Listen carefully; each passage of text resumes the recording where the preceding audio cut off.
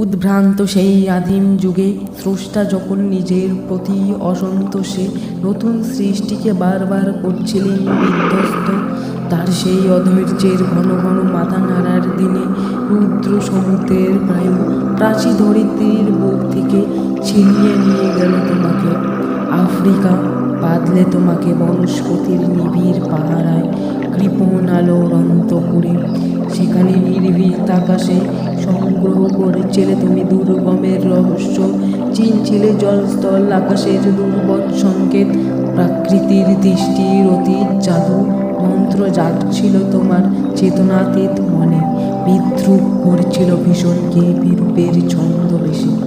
আশঙ্কা চাচ্ছিলে হার মানাতে, আপনাকে উগ্র করে বিভীষিকার প্রচণ্ড মহিমায় তাণ্ডবের দ্বন্দ্ববিনাতে।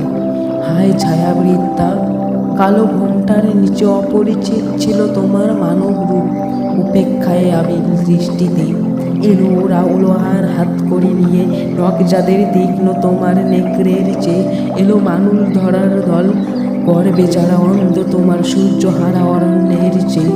সভ্যের বর্বর লোভ লগ্ন করল তার নির্লজ্জ মানুষতা, তোমার ভাষাহীন ক্রন্দনে বাষ্পাকুল অরণ্য প্রতে পঙ্কিল হলো ধুলি তোমার রক্ত অশ্রুতে মিশে।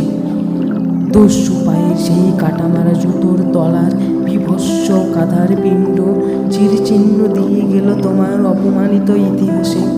সমুদ্রের পারে সেই মুহূর্তে তাদের পাড়ায় পাড়ায় মন্দিরে বাজছিল পুজোর ঘণ্টা, সকাল সন্ধ্যা দয়াময় দেবতার নামে শিশুরা খেলছিল মায়ের কোলে, কবির সঙ্গীতে বেজে উঠেছিল সুন্দরের আরাধনা।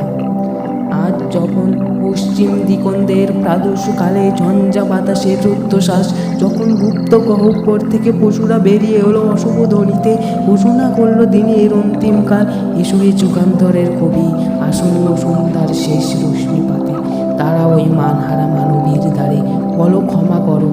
হিংস্র প্লবের মধ্যে সেই হোক তোমার সভ্যতার শেষ পূর্ণ মানে।